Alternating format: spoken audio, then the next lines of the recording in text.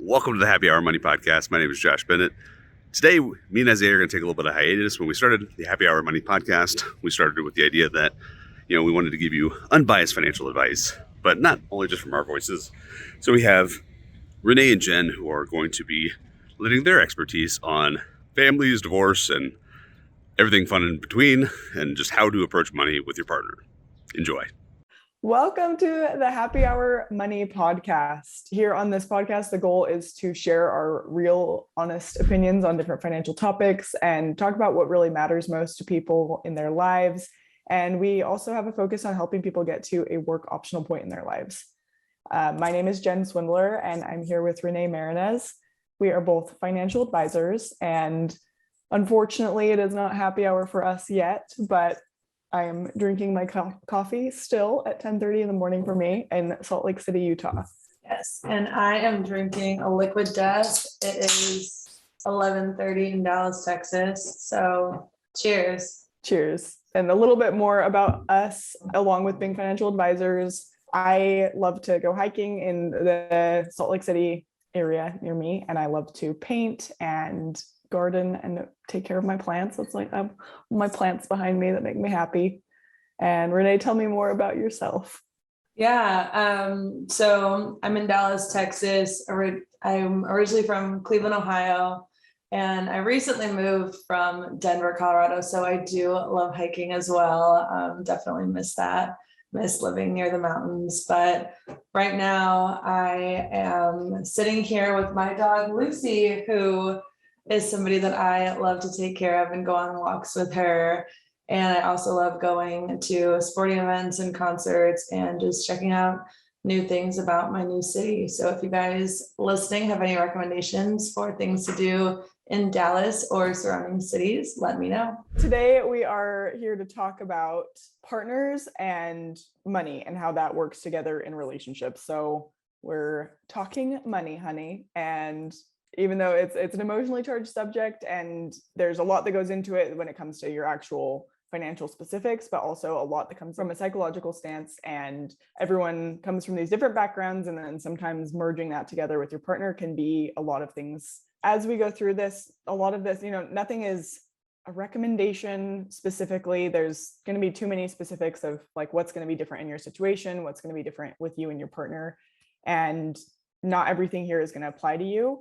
And you might not want to talk about all of the things here that we were talking about with your partner. You might not be at that place yet, but take anything from this that you feel like is applicable to you, that you feel like is helpful to you, and you can always keep moving forward with your relationship and your financial transparency with each other, depending on where you get in your relationship. Mm-hmm.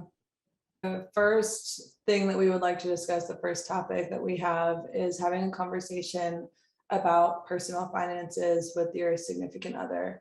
It's really important for you to understand the beliefs and feelings that they have about money before getting into the specifics and like specific dollar amounts and things like that. And it's a more successful starting place than specifics because it allows you to establish trust and to be vulnerable with each other. And I think that when talking about something as sensitive as your personal finances, it's definitely best to start slow and to tread lightly when having this conversation, because you don't know what their past experience is. And for some people, I guess like myself, I'm very transparent when it comes to things like this, but I have friends that really don't appreciate talking about their financials whatsoever. And so I think that it's just something for you to really be understanding and open-minded to your partner, and to let them kind of give you as much information as they're willing to give you at the beginning. And then as you guys build trust and continue to have deeper conversations, I think that it will allow you to develop more insight organically. Yeah, for sure. And I think like also a lot of the questions here that we start with are maybe more kind of qualitative questions where it's like things you could talk about with anybody, maybe even a friend or somebody you just want to have a conversation with. And yeah, we get into kind of the specifics and things maybe that you wouldn't want to share with just anybody later on. But some of these things, like I believe that money transparency in life is good for most people. I think that having more salary transparency and people talking more honestly about where they struggle with financially and maybe, spending habits that they're not loving or that they want to change or something like that, just having in general more money transparency in the world is a good thing. And there's so much shame surrounding money.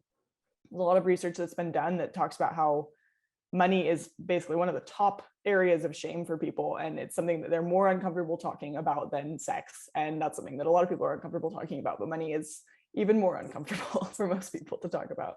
We want to change that. We would love to have this place to be almost therapeutic for people, because it is a very sensitive topic for a lot of individuals, and we would just like to start breaking those barriers. And so let's get into it. First question, first phase is having that conversation with your significant other.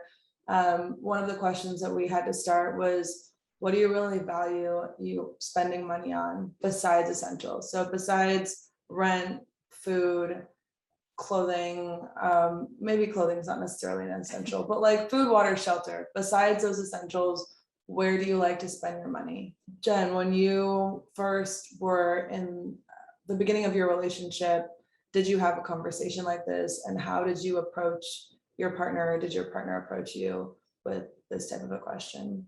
We didn't really talk about money stuff for a while at the beginning. And I think there's kind of some weirdness that comes with me working in this industry where it's like, for sure, maybe a fear that I'm going to be more harsh of a critic or like judging certain decisions more than maybe like the average person would. Yeah. And I can definitely understand where that would be a concern. But yeah, for us, it probably, I do think we'd had more of these kind of qualitative conversations earlier on, and then certain things that we could just see based on like others' spending habits. And but yeah, so like the valuing spending money on piece, like I don't know that we ever really asked this question to each other at the beginning, but it's more of like watching each other's behaviors that kind of led to that being clear. And that's conversations we've had more recently of talking about what do we actually care about, like what's beyond the essentials, beyond a certain level of saving that we need to do. What do we value spending money on? And for me, that's usually looks like, I realize it's more experience-based money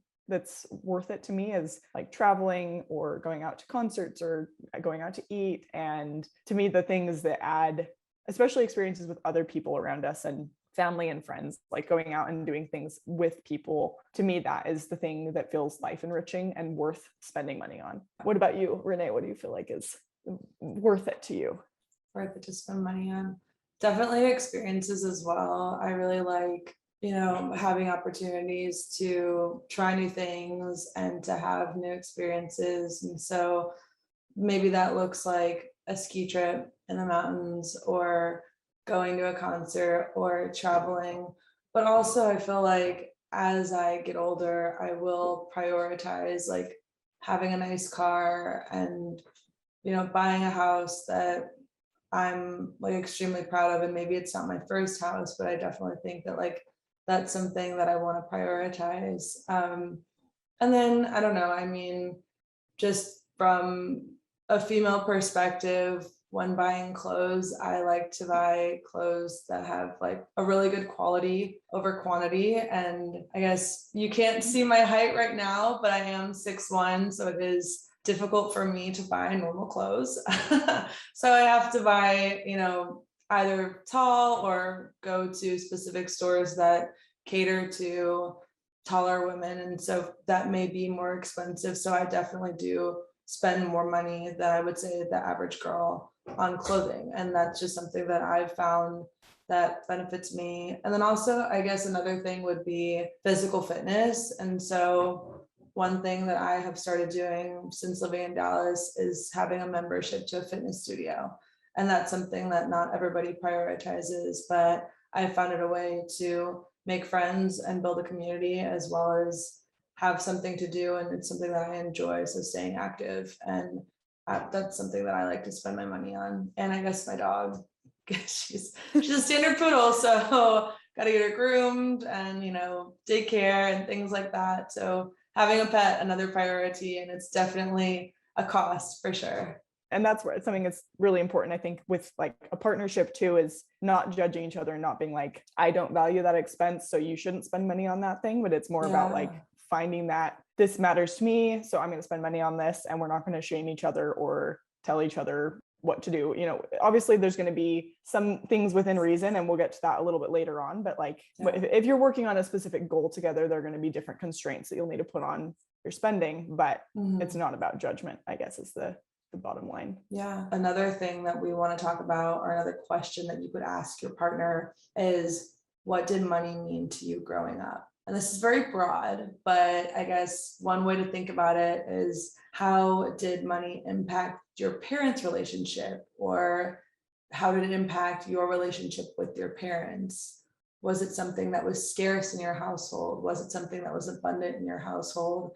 And personally, I've had clients that have expressed their previous experience with money as children with their parents and how that has impacted their spending now. So 30 years later, how has that impacted my life? So Jen, have you had conversations with clients about how money has impacted them for the long term? Yeah, for sure. I just asked a client this question a few days ago, and the answer was, they basically said, we didn't have money. There was nothing, like money was non-existent, but and now this person is making substantial, like they have great income. They have more than they need, and very comfortable. But they're still nervous about spending anything above the bare necessities. And it's something that just growing up with that scarcity has made it so that anything that feels kind of like fun money or discretionary spending feels like something that feels unsafe to do. And like there's so much that is going to impact us from like the way that our upbringing was. And like, I mean, I see that for myself a lot too. Like I grew up in a family that definitely acted like we didn't have any money, and I wore hand-me-downs that 4 sisters older than me wore before I wore them. And it was a very frugal family. And it was only like as I grew up that I realized, like my dad, we could have afforded more than that, but it was just kind of something that was important to my parents, was to just save money to live as frugally as possible. And it's a value that like I definitely in some ways has been kind of challenging, because there are times when things would cross over into like too cheap of a category. And like I have siblings who people have gotten into fights before, because it's like people literally like counting slices of pizza and being like, each slice of pizza is worth X amount of dollars and I only ate 3, so this is how much I'm contributing to stuff. So it's like people being way too cheap, and it's because that's how we grew up, and with pretty cheap parents. I've found that what my parents prioritized has definitely spilled over into my life. And I think that not everyone grows up that way. Not everyone grows up valuing what their parents prioritize. And so that's something where you may want to tread lightly with that conversation. Yeah, for sure. For sure. Last topic that we have on this portion of it is, how are your financial histories similar or different? So either financial histories within your life, if you're meeting later on in life, or if you're meeting and it's more impactful to talk about your upbringing and that financial history, then I think both are good to talk about. And I think they're both like, just understanding the tendencies of your partner and where they're coming from will allow you to be more understanding and more empathetic when it comes to maybe disagreements with money, or if you guys do have different histories with money or personal finances. And that's I want to post a link in the podcast for this. It's called the money scripts test, and like it's a little too much to go into fully right now, but I think it's super great for partners to both take this test. It basically, you answer some different questions about how you view money, and then it'll bring that financial histories piece into it, but it'll look at kind of some of your habits, some of your tendencies, how you view money. So we'll post a link to this in the bio or in the description, and you can look at if you have a certain money tendency, and understanding your own and your partners can be really helpful in guiding conversations and understanding where each other are coming from. And then from there, looking more future oriented and Renee touched on this a little bit, but like basically what kind of goals do you have for yourself in the future? And especially, what does that look like with your jobs? Do you want to relocate? Do you want to move to where your family lives? Do you plan to have children? Do you want to get married? What kind of home do you want? And retirement, what does that look like to you? So all of these things that are going to be big, they're life decisions, but there's always a financial component in all of that. So having these conversations, and this can be, again, that qualitative piece of it, and you can not even have the quantitative part of it yet, but if you do want to just talk about all of these goals, and then eventually get to the point where you're talking about how you are going to fund these things and how you're going to save for these and how your daily financial habits are going to fuel all of the goals that you have together. Yeah, I think that transparency and understanding and patience is super important for all of these conversations. And it's definitely easy to get excited or, worked up, and my personality is wanting to explain every thought that I have when somebody either doesn't understand or doesn't agree with me. And so I think that just taking a step back and really remembering that you have 2 ears and one mouth with these types of conversations. So really opening yourself up and being open-minded is super important. And then really evaluating, are these things that I can live with or compromise with, or are these deal breakers? Because having these types of conversations early on will essentially save you time. If you guys are on 2 different life paths, then maybe this isn't the one. But I think that it's a scary conversation to have, but these conversations are definitely necessary and will help you in the long run. Moving along to, you guys are very compatible, you're able to compromise, and now we're starting to combine finances. So this is the next phase in my conversation with Jen, and we are going to talk about combining finances with your partner, what that means, what that looks like, and how to navigate it. Awesome. Yeah. So with the combining finances piece, this is going to be very individual. It's going to be depending on what works for you. And some people want completely separate finances, and that's fine. Other people want to merge their finances 100%. Everything's joint. All of the income goes to one place. All of the spending comes out of one place. And there's obviously a lot of space in between those options. And if you are going to keep your finances separate, it's still important to, I think, have all of the conversations that we've talked about before of those qualitative pieces. And you're still going to have conversations about your finances, because you're probably going to live together at some point, or you might be traveling together, or you might be doing some other large expenses together at points in time. So even if you do keep money separate, there's going to be important considerations for how you're going to decide when you split things, who pays for what, and so on. So we'll get into that a little further, but this is kind of the goal of this section, to talk about different ways you can merge your finances and different strategies here. So as we mentioned, we do have different perspectives. I am single, so I'm going to ask Jen, how do you and your boyfriend, if you're okay with sharing this, how do you guys split your finances? Do you split your finances? And how did you come up with the way that you're approaching it right now? Yeah, so for the most part, things are pretty 50-50 with us. And it's been relatively easy because we do make similar amounts of money. And I think that if one person makes way more than the other, then there's different things to think about there. Sometimes 50-50 isn't actually the most equitable solution for people. In our case, that has worked. And so we basically split down the mortgage, we split groceries, we split all the bills half and half. And at this point, it's been a lot of Venmoing back and forth, which we're both kind of to this point where we're feeling tired of that. And so our next thing we want to do is to open a credit card that's just a joint credit card that we're going to use all of our joint expenses on this one card. And then at the end of the month, when the bill is due, we'll just both pay half and half. And and that feels a little simpler to us at this point in time than continuing with the Venmoing back and forth indefinitely. And so that's kind of our next step. And then beyond that, like, we'll probably get to a point where we have a joint bank account. And I do think it's always important for both partners to have a degree of their own separate assets, whether that's, I mean, definitely in the form of retirement accounts. I think both partners should have, at the very least, their own IRA but also having maybe your own checking account that you just keep your emergency fund in, it is a good idea to have just protection for yourself, and not even just in the case of like a breakup or a divorce or anything like that, but if I've seen it where a client passed away and most of the money was in the partner's name who passed away, and then the living partner had almost no money, like she was just struggling for a while because they had to go through the whole process of getting assets transferred over, and there's just, it was a lot of headache and stress for her on top of dealing with the death of her partner. And so yeah, for a lot of reasons, I think just having your own accounts is important. Yeah.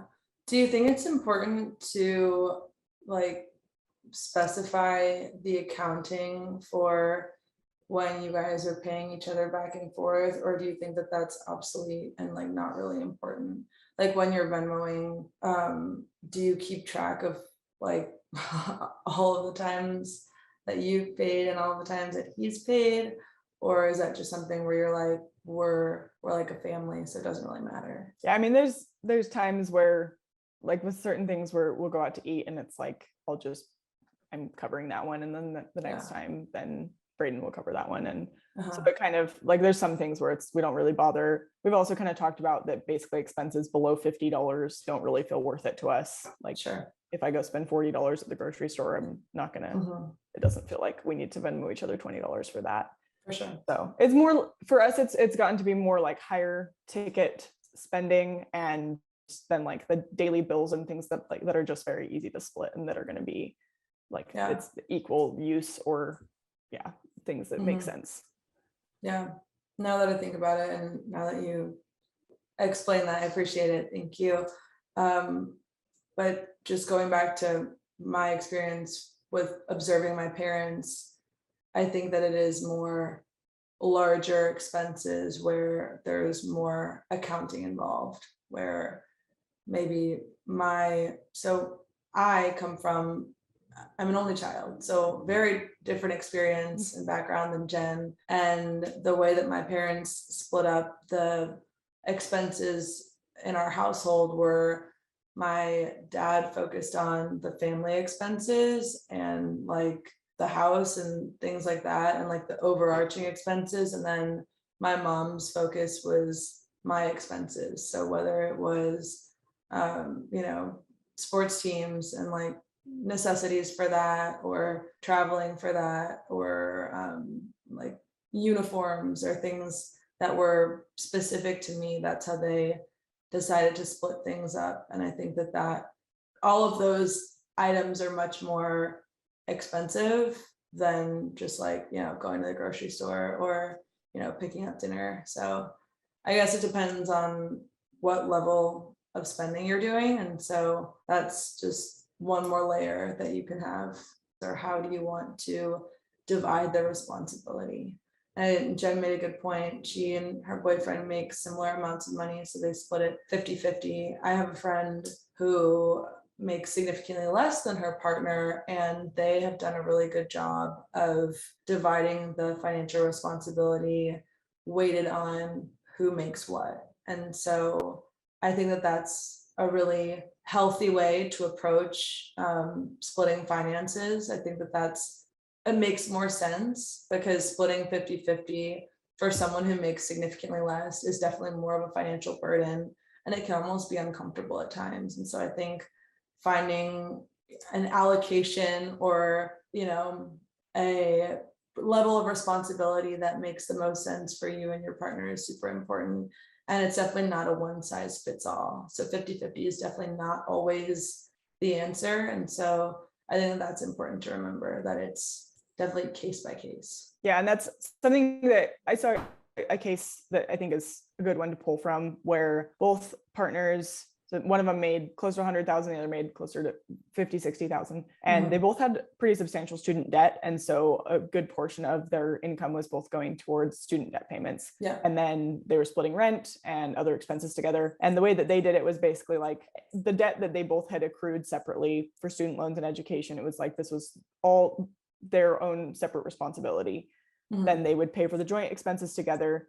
And then after saving and everything else, it was basically like what was left over, they split 50-50 as their discretionary expenses, because the one partner wasn't necessarily like, they wanted the other partner to still have the ability to spend money on things that make them happy and things that they needed in their life, even though they were maybe providing a little bit more of that money. But I liked that approach of saying like, this is debt that you both took on separately. This is your own responsibility. You don't necessarily have to pay others' debts or anything like that if you don't want to. But I liked how they had come to a solution that felt equitable to both of them.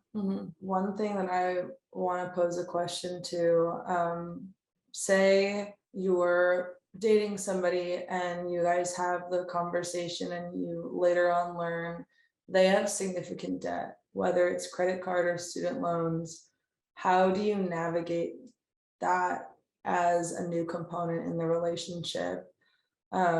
Personally, I would want them to take that on by themselves. I'm sure some couples split it, but have you ever had clients have that conversation where like they're talking about like, oh, his debt or her debt and the other person is like financially independent? How do you navigate that or have open conversation around that topic? Yeah, and this is one where like I'll pull from my own experience, because that was kind of exactly what I went through with my ex-spouse, where we got to the conversation of having like talking about money. When we kind of got into this conversation, and I realized how uncomfortable my ex was with even just the numbers, where I was kind of like, okay, so you have credit card debt, so like how much is that? And my partner was just like, oh, I think it's around this amount. And like, it was just kind of like ballparking, definitely not being, and I was like, oh, okay, this, like, I just knew it was a situation that was like, basically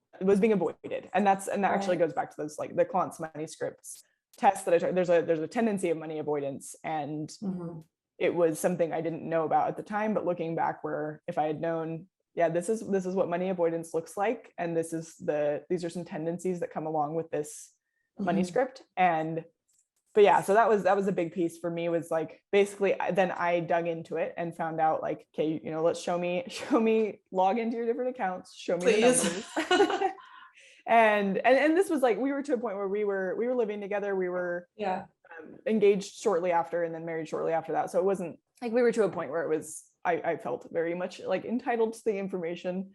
And yeah, got all those numbers, created this spreadsheet that basically like tracked balances, interest rates, monthly payments, and everything else. And yeah, it was honestly like pretty overwhelming to me at the time, where I was like, there was a lot. And I was a student at the time, making like $10 an hour at my job. My ex was making like decent money, but just almost all of it was going towards kind of like different debt payments and things that had happened there. And because we were to a point where like I was pretty financially dependent on my partner's income, because I wasn't making as much, but I had a lot more savings. And because it was something that stressed me out so bad, I decided, I'm just going to put all my savings on this highest interest credit card debt, get rid of it. Like, because I saw it as like, this is us together, like we're going to be together forever. And like, I just want to do the best thing for both of our financial situations. And that was the best thing for us as a couple, for me to use my money to pay off the high interest rate debt. But obviously it ended up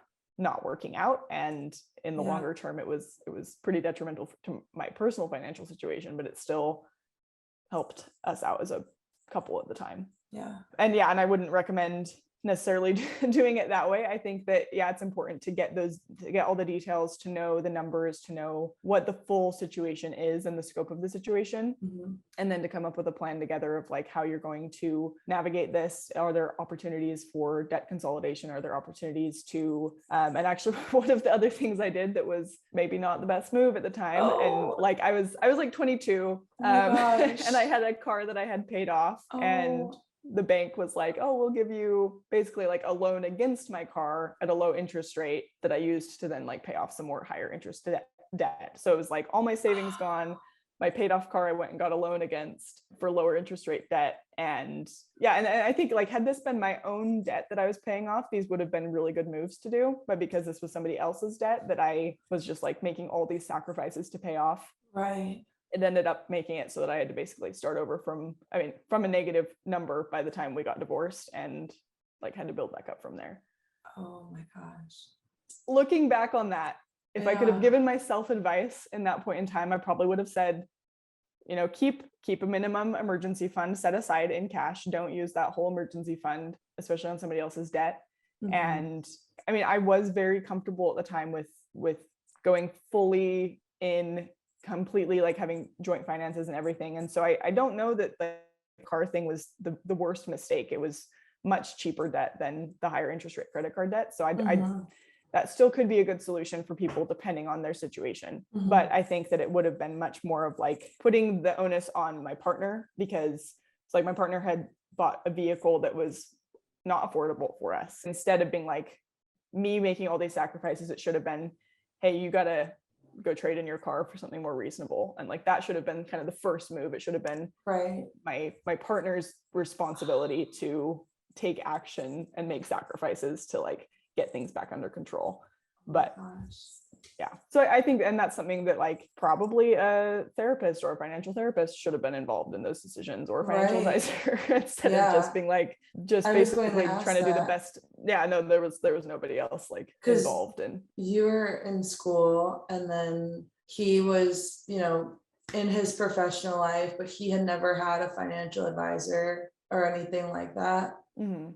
Yeah. Okay. Because this to me is like, I feel like with the way that I am, you and I are very similar in thought process, where if you have the means to fix it and it's making you uncomfortable and it's someone that you care about, you're like, oh, why not go help them? Why not go fix it? But I think that something that is definitely a deeper conversation on this podcast is really looking at your partner and seeing, do they want to fix it? Are they actively taking steps toward either eliminating debt or making a change in another area of your relationship that is negatively affecting them, that will also trickle down to negatively affecting you? Because when you go to buy a home, they look at credit scores. If one partner has a very poor credit score, that is going to affect both partners when you guys are going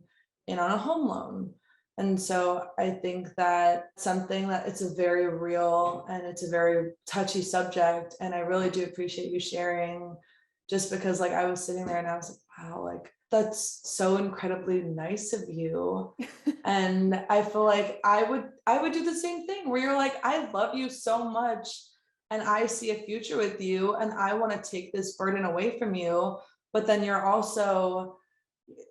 hurting yourself and you don't know, like it's so scary to think about, but like you really have to be sure that this person is, one, either going to be appreciative and take actionable steps toward not getting back into that cycle of credit card debt, and they're going to pay you back, because that's not something we're like, oh, we're engaged, let's just call it a wash. Like, no, I would like that back, please. Like, I am working toward helping you so that we don't have this overarching thing weighing on us. But eventually, I would like to see that in return in some sort of repayment, because to me, I don't think that's fair. I think out of the goodness of your heart, and if it doesn't set you back, sure, if you don't want a repayment, that's fine. But if it's something where, like it wiped out your savings, to me, like that is, I know where your head was, but it's like it makes me sad and mad. I'm like, what the heck? But that's something where I think definitely I would involve a third party, because I know that my emotions sometimes go skewed one way or the other when thinking about someone that I care about. And so I definitely think that having either a financial advisor, a financial therapist, or some sort of therapist or third party involved in those types of conversations where you're thinking about making a significant life change that impacts you, to help them, I definitely think like talking to somebody else would be beneficial for you, just to get a second opinion. Yeah, definitely. And I wish that I had known that, like, yeah, it was what you had mentioned of like, does this person want to change?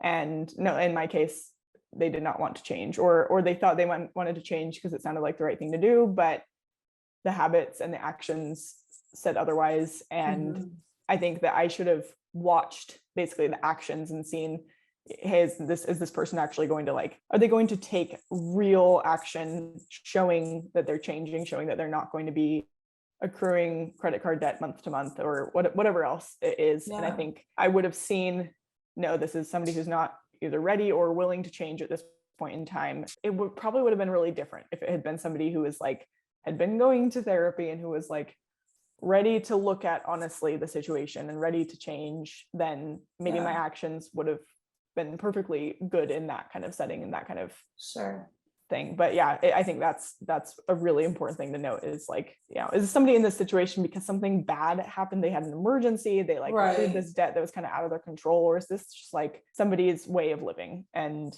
is it a way of living that they're going to always stick with? And if so, is that something you're willing to put up with or deal with in your relationship, is constantly paying high interest credit card debt? Yeah, definitely. If it's an extenuating circumstance, that makes sense. And I've had that conversation with clients where they have a significant credit card debt and they're like, hey, X, Y, and Z happened, but I am working to actively pay this off. Or I've had conversations with people who are like, I know I have a spending problem and I just put it on my credit card. And that's something that I really need to get a handle on. How can I help protect myself from myself? And that's a very real idea or thing that individuals have to deal with. And so there's credit card debt because a situation happened, or it's a habit, and really figuring out which one it is super important in both a financial planning relationship and a personal relationship. So getting back on track, I think that the personal experiences are definitely helpful, and I feel like there's people out there who can relate to it. And although I've never had I've never had shared finances with a spouse, I definitely see myself doing things above and beyond for people in the past, and definitely not having them do the same for me. And so I think you can take kind of the overarching idea of it and really taking a step back and putting your energy towards people that give you the same respect that you deserve. Super important. And then I guess like things to consider when sharing finances, kind of going back to what we started with, trading off. So you get the bill this time, I'll get the bill next time.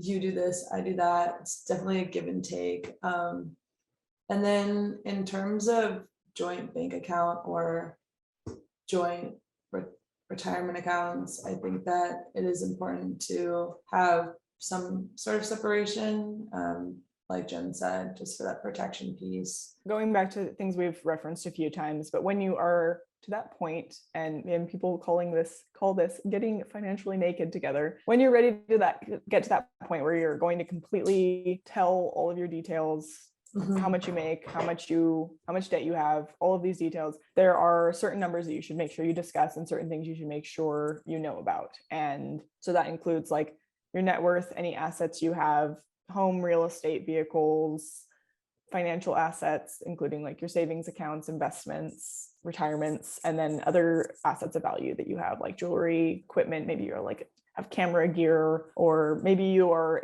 anticipating a significant inheritance, and that's something to include in that conversation. So when you're talking about the liabilities that you carry, major topics or categories of liability would include credit card debt, student loan debt, and then personal debt, so car loan, mortgage, and things like that. And so I think being really transparent with credit card debt is extremely important, because that is one where the interest rate is very high and it can be debilitating toward your finances and your credit score. And then I think that, like we previously mentioned, is this a habit, or is this something that you've accumulated from an extenuating circumstance, and are you able to pay this back within a reasonable amount of time? I think that that's really important, to be open and honest with your partner and say, hey, like, I make my payments on time. Like,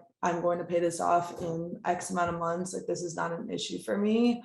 Or if it is an issue for you, being transparent about it and just saying, hey, I need to work on this.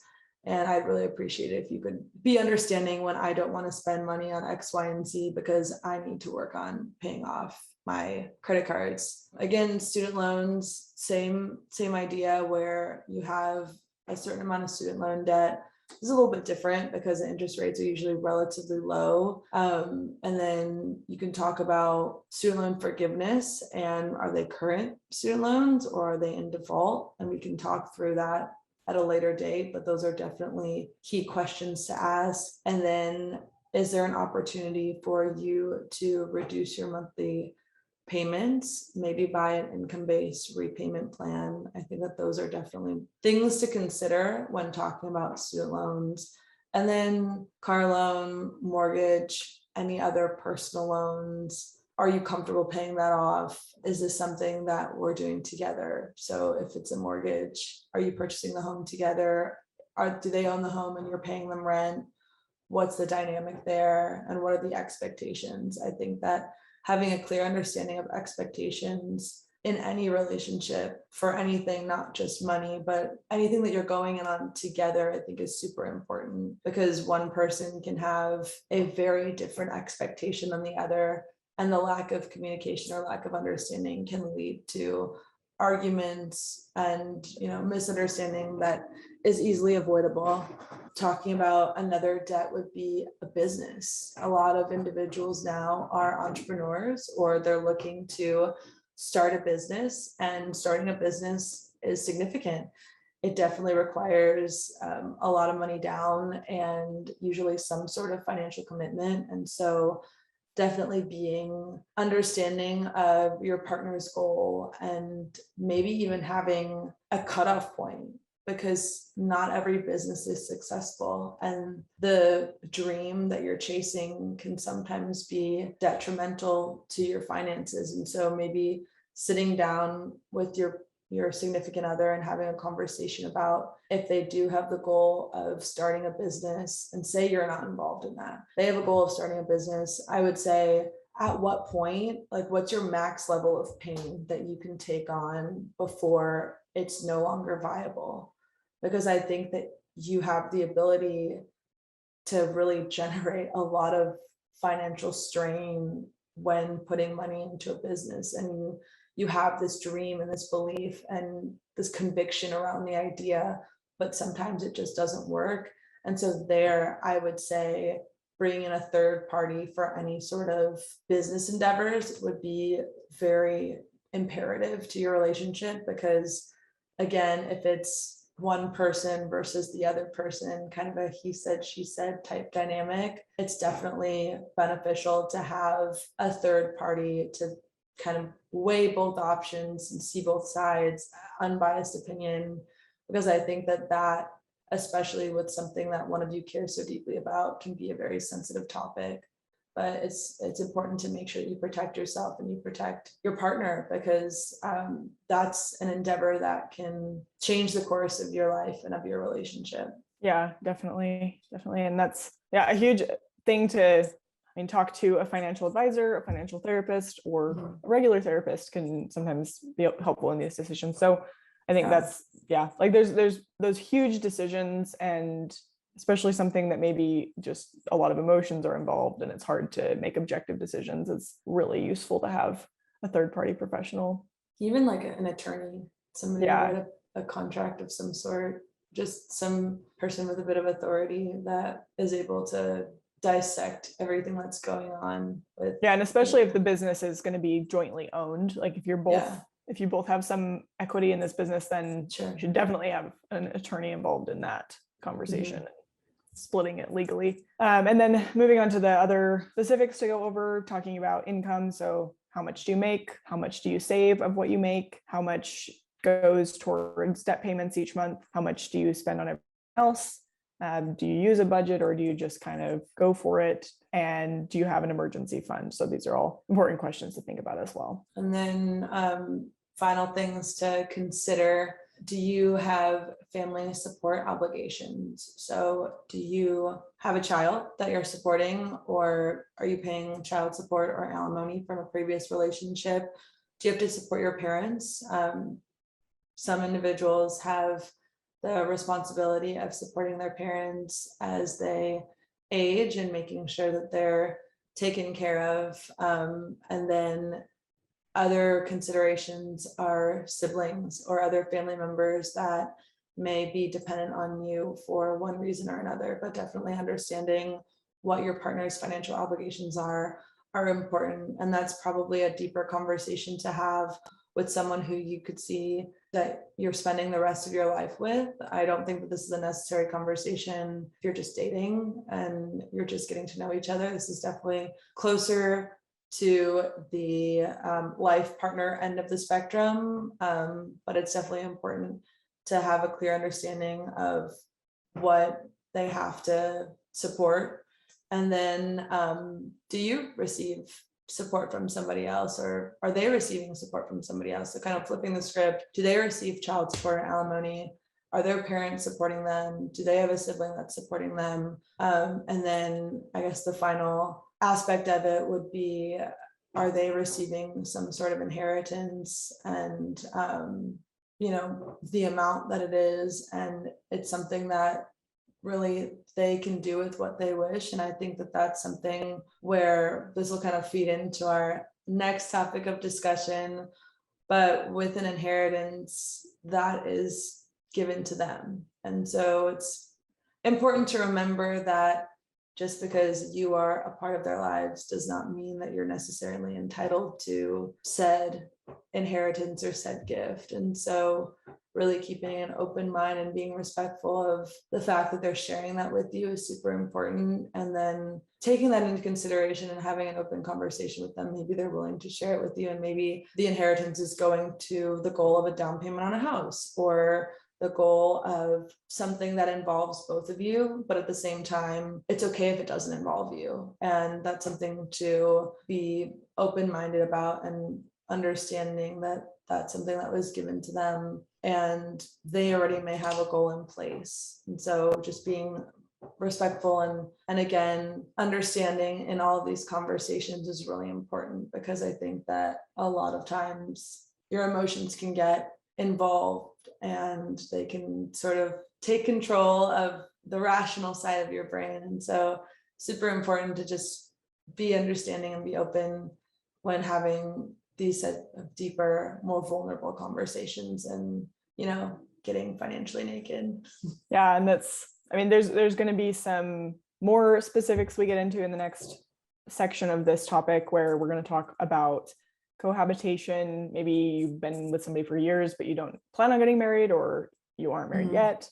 Also talking about marriage, prenups, post-nups, and then getting into how that can impact you down the road. But yeah, overall, this is all, there's going to be a point in your relationship where you definitely need to have these conversations, and you need to know the specifics about your partner and their financial situation, because at some point, if you are with somebody for a long period of time, like, their finances and their financial habits are going to affect you. Even if you decide to keep your money separate, it's important to know all of these things about your partner. And that might not be till you get to the point of living together or getting married, or whatever makes sense for you in your situation. But I would definitely say, if you are getting married, this conversation should happen well before marriage. Do not get married before you know exactly what's going on with somebody else's money.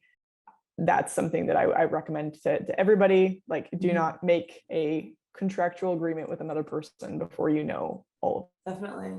I know, kind of heavy for our first debut, a little bit, but it was fun. And we appreciate you listening. We appreciate you hanging in there with us. And remember that this is not advice. This is just kind of starting to get the wheels turning in your head and giving you some ideas to having those conversations, and kind of what things to think about or what to bring up when you have financial conversations with your partner or significant other. I think that this is a nice way for individuals to take a step back and listen to some of the taboo things that we don't always want to talk about and say, hey, like that applies to me. Or, you know what, they are asking way too many questions. I don't want to know all that, but I will take bits and pieces from it. And that's essentially the goal. We just want to be able to have an open conversation, share some life experience, and really get the wheels turning and hopefully inspire you to, you know, be transparent with one another and to take initiative. Because whether you're single and you haven't been in a relationship, or you're, you know, you've been with your person for several years, it's always good to make sure that you're keeping the lines of communication open and you are, you know, setting those expectations and setting those boundaries, because it's ultimately going to benefit you in the long run. Well, thanks for listening, and cheers. Yeah. I Cheers. don't know how to end this. Yeah. We'll see you. We'll see you, See you next for part time. Yeah, part 2 coming at you. Thanks for listening to today's show. The comments made on the show should not be taken as investment, tax, or legal advice. All comments are for educational purposes only, and you should talk to your professional team before implementing any of these strategies. Josh Bennett and Isaiah Douglas are partners at Vincere Wealth Management. Vincere Wealth is a registered investment advisor with the U.S. Securities and Exchange Commission. The biggest compliment you can give us is to share this content with your friends and family. Reviews help our show to get found, and Apple Podcasts is the platform that is predominantly how people listen to this show. If you have 3 minutes and you love the show, head over to Apple Podcasts and give us an honest review and rating. We'd greatly appreciate it, and that will help people find this show. Also hit subscribe on the YouTube channel so that way you don't miss any of these episodes. For all today's links and information, head over to the happyhourmoneypodcast.com. Thanks for listening, and we'll be talking to you again here soon.